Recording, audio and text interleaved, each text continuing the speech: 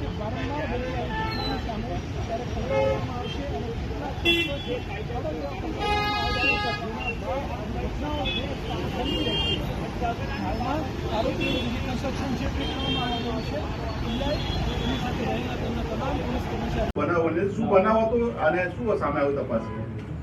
ગઈ તારીખ 29/6 રોજ રાત્રે 10:45 વાગે એક રાહદારી દ્વારા 112 ને મેસેજ મળે છે કે પ્રસંગ પાર્ટી પ્લોટ આગળ ટ્રાફિકની બાબતે કંઈક મારામારીનો ઝઘડો થયેલો છે.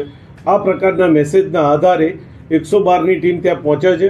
બંને પક્ષોને એટલે જેના ફરિયાદી અને આરોપીઓ બંનેની વચ્ચે જે ઝઘડો થયો હતો એ અનુસંધાને એ બંનેને લઈને સોલા પોલીસ સ્ટેશન ખાતે આવે છે.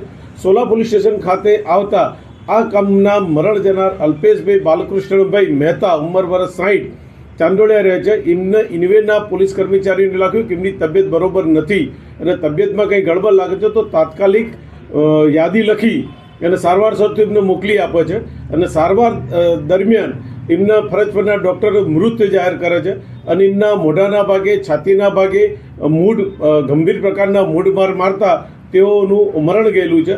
આ હકીકતના આધારે આ કામના બંને આરોપી અમિત રાજેન્દ્રભાઈ વાઘેલા અને કેવલ મનોજભાઈ વાઘેલા નાઓને પોલીસ આ કામમાં પૂછપરછ કરી અટકાયત કરી અને આગળની તપાસ હાલ પોલીસ ચલાવી રહી છે. કયા સંજોગોમાં સાહેબ બનાવ બન્યો હોય? આ કાર લઈને જતા હતા, પેલા બાઇક ઉપર હતા, શું થયું હતું ત્યાં?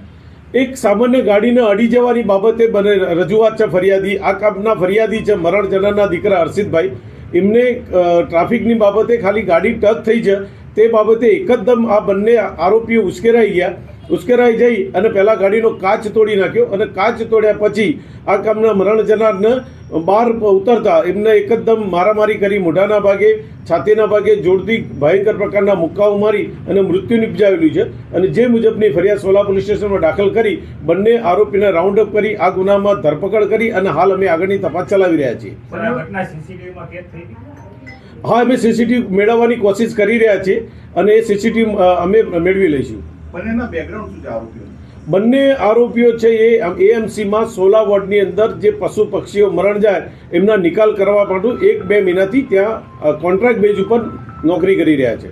નશામાં હતા કે કેમ? એ તપાસનો વિષય છે હાલ, પણ એ વખતે કોઈ નશામાં નહોતા.